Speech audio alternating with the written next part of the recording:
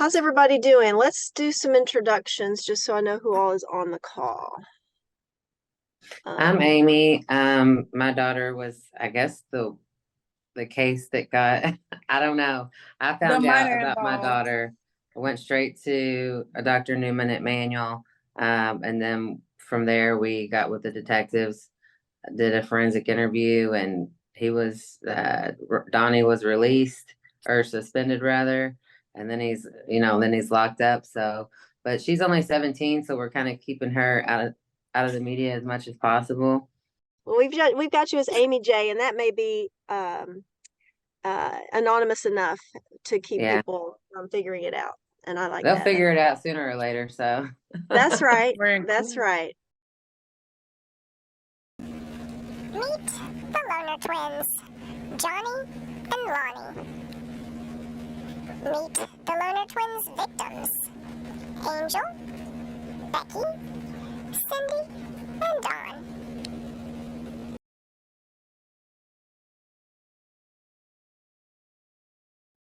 Yeah, my name's Alexis. I went to Evangel Christian most of my high school career, and Ronnie and Donnie were my football coaches from sophomore to junior summer to my senior year. So like 2005, 6, and 7.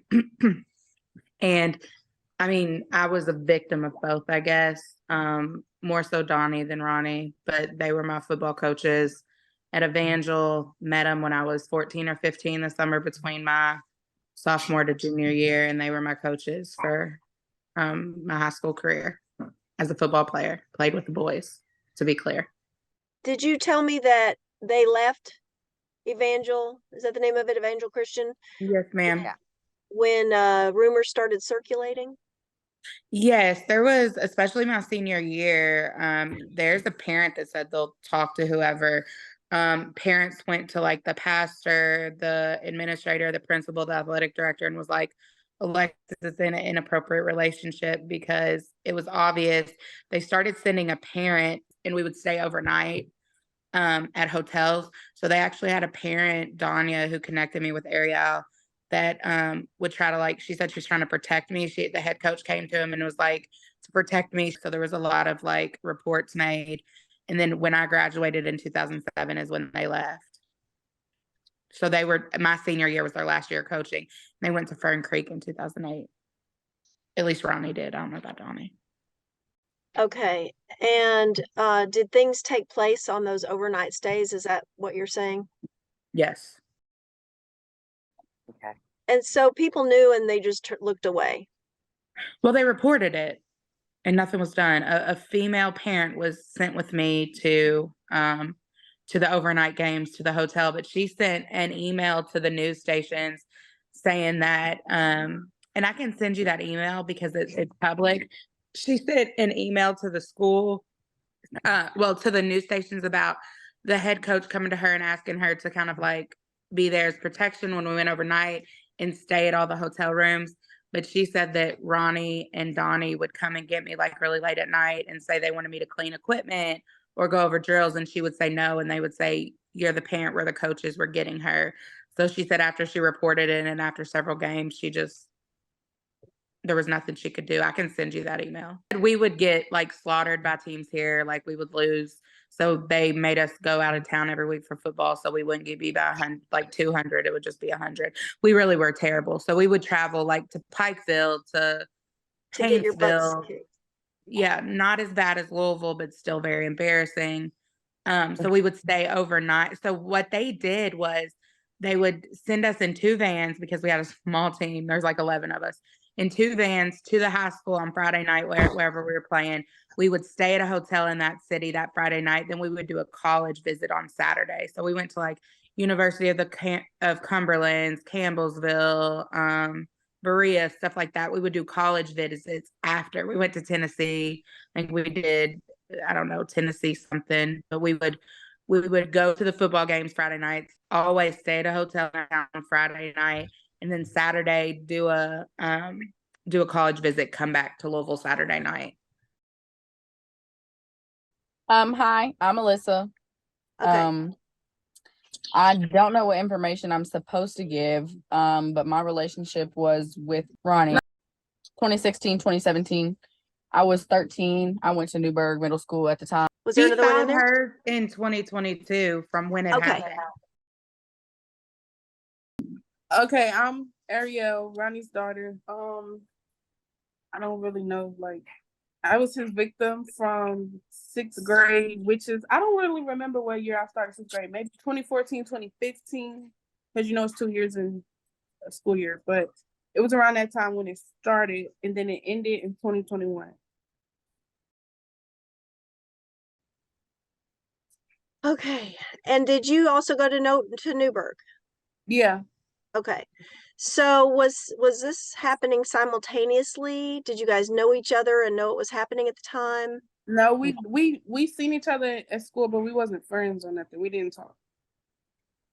But as far as from looking back, was it going on at the same time, or do you think it was different times? Yeah. Oh wow. Yeah, because mine went from 2014 all the way to 2021, so it was both.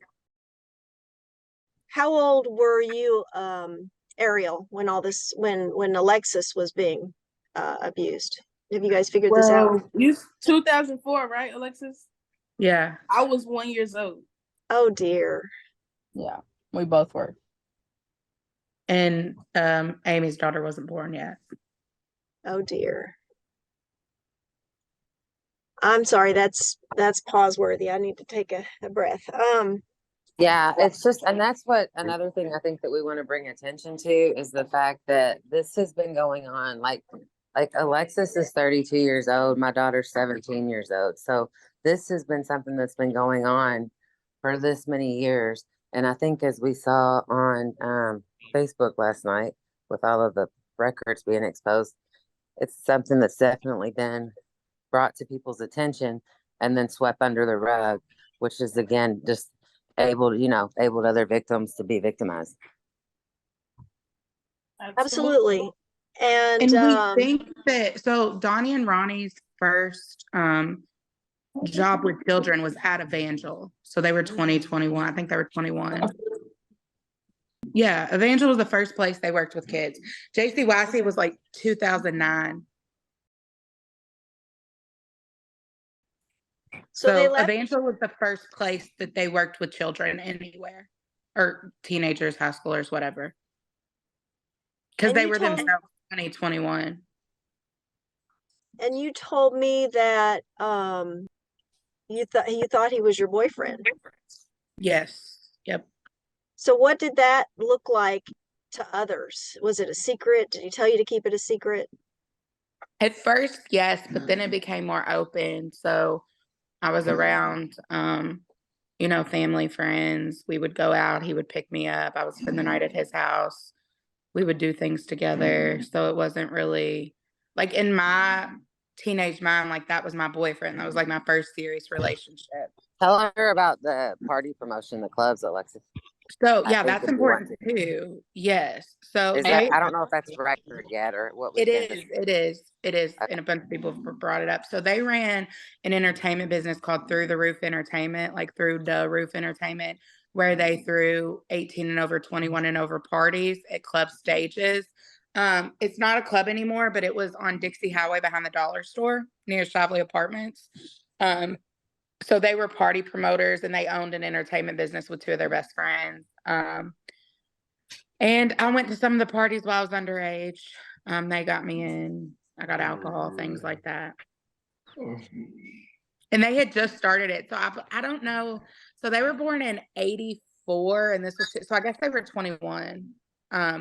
So they had just started Through the Roof Entertainment when they started coaching at Evangel. That was their other job.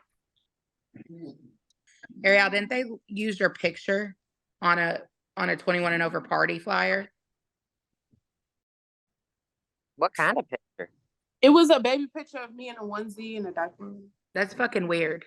That is very, it's kind of creepy. It almost sounds like pedos. They're like promoting pedophilia a little bit. Yeah. Pedos. I go to any party as a grown up, unless it's like a baby shower, or like a 1 year old's birthday, whatever. A baby shouldn't be on a grown ass flyer. for grown people. No, and this was a flyer for a 21 and over party at a nightclub. Right. A baby shouldn't be on that. No. Wow. Like I told you before, it doesn't matter how old you was. Like, you was a kid. He should have stopped that. It don't matter if you went to his house Absolutely. naked, like, hey, I want you. He's supposed to stop you. Yes. Yeah. I think that's all part of the grooming effect that took place on Yes. with everybody. I mean, I can speak for myself, and I think others. Most of these victims, there is no father in the picture, right? Yeah, there, because what they have the right to do as teachers in JCPS is pull up students' files, and with that, I know that Donnie pulled up my daughter's files so that he like stalked me on Facebook. Basically, before he even spoke to her, he knew how many siblings that she had. He knew there wasn't a father in the picture. He knew all of that. So they I think they are pretty specific when they go after their victims. And you all can stop me if I'm saying something that's not correct. But No, not at all. They were very specific. We were all troubled, and most of us didn't have fathers. Yeah, they were very strategic about who they picked. But I know as far as concerned, Donnie actually like showed her news articles and news clips where teachers or people in a power position have gotten in trouble for this before, and repetitively told her, if this ever comes out, you have to protect me. You have to protect me. Wow. Yeah. So that even shows that he knows what he was doing was criminal. Oh, absolutely. Absolutely. They both did. I mean, basically, so chronologically, like I said, 2005 through 2007, that was their first job with kids. They had the entertainment business. It happened. It started the summer of my sophomore year, between my sophomore and junior year, and continued on until after I graduated when I was 17. So it continued to after I graduated. Mine was mainly Donnie, but I also had relations with Ronnie. And like I said, at first it was kind of more hidden and more strategic, but as it progressed, it was, people knew, people saw me. There were rumors, so I do believe, and I don't know this to be a fact, but I do believe they left Evangel because it got so bad that there were so many people saying things. So I graduated in 2007. Ronnie went to Fern Creek in 2008. I don't know if Donnie went straight to JCYC or somewhere else. And basically after I was 18, after about my second semester of college, because I was 17 in my first one, we really didn't have much contact. I haven't had any recent contact with him or anything. I found out about this because one of the football parents sent me a message and said, "Oh my God, did this happen to you with Donnie's article?" And I didn't know Amy, her daughter, Ariel, Alyssa, anybody else this happened to. The football parent just kind of connected me and Ariel, and it went from there. So, and I'm much older by at least 10 or 12 years than everybody else. So, I mean, to my knowledge, nobody's came out before me. This was their first instance. But my concern is, like I think Amy and Alyssa said, that this has been a pattern that's went on for so long. So it's 2023. It started in 2005.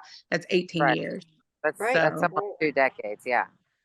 That's all me and Ariel. That's our entire life since we were kids. And there's no way that they're gonna get away with it once, and then just stop. You know what I'm saying? Yeah, there's no way it's just me and Amy's daughter, because that's a period of 17 years that he didn't do anything with any minor.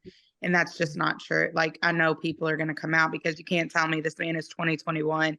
He has a whole relationship with a child that's under his watch playing football. And then it stops until 17 years later when he finds somebody at a different school. That's just, there's so many more of us. But I think it's just people that are still scared to come out, right? And the way they were so heavily, it almost put, and still Alexis to this day has a feeling of a little guilt, because they were just groomed so much. It's disgusting. Right. Yeah. It's two things. It's statutory because of the age, but it's also abuse of power because of their position over them. So You know, it's more than just, you know, the grooming piece of it. Like that's Right. And I talked to Amy's daughter, and like Amy said, I'm grown. I'm very much, this would happen a long time ago, but there still are those feelings of like guilt and shame and betrayal and things like that because of just what it is. Like it's sick that even, you know, almost 2 decades after, It I really still. is emotional baggage. Like no matter how much, we can move forward and grow and try to let go, there is certain things about us as women like that we just will never be able to let go. How we raise our children, how we look at the world, how we view men, Mhm. how we act in relationships. Like there's so many things outside of just crying yourself to sleep every night that Right. like affect us really, really on a daily basis that they don't understand. You know what I'm saying? To them, it was their minute of pleasure, but like to us, this really is going to raise how I raise my or affect how I raise my child in the future, and that is fucked up. Right. Yeah. And that, I think I've talked to all three of you all about the fact that, you know, they have, I think do you all have kids? Yeah, I Listen, do. Yes. I okay. mean, So I'm they pregnant. all have kids. Yeah. And how are they're going to be sitting at work one day with their daughters in high school and thinking, you know, is this happening to my child? Like, are they even going to be afraid Exactly. to send their kids to JCPS knowing what, you know, what all they've done to kind of like brush this under the rug so that it doesn't get out to protect their reputation? Right. And Yeah. I think mentally, like what Alyssa said, is that like I'm in the mental health field. I've been doing this for a long time, but like even I put mine in the back of my head because it was really traumatic and just tried not to think about it. And if I would have known that he was going to continue, I would absolutely have reported it so it didn't happen to other people potentially. But the things that it leaves us with, like now having to kind of relive my trauma and all this stuff, like things that I didn't think were an issue. Like it's affected my relationships, you know, my overall mental health, just how easily you get triggered and, you Yeah. know, things that you'll see or something like that, that will just trigger you and ruin your whole day. Like emotionally, it's very difficult, even if it's been 20 years ago. And this is stuff that no matter how much therapy or, you know, psychiatric treatment or healing or self love, whatever we do, it's still going to be there and affect us for the rest of our lives and affect the people around us too. Yeah. Yeah. Absolutely. Yeah. So. Yeah. Yeah. So I had told my friend I was planning on running away or whatever. So I went to work and I got dropped. Okay, so I got dropped off at work, and when I got there, I called the police, basically like, "Hey, I'm trying to run away. I'm scared for my life. Blah blah blah." And then I was just telling them like, "This is going on. Going on that I've been getting up about my dad for like years." And then they was like, "Well, I hope you're not just saying this so you can run away." And I'm like, "No, it's really happening." So they came and they talked to me and was just like, "We got to file a report, get you a detective, like all that stuff."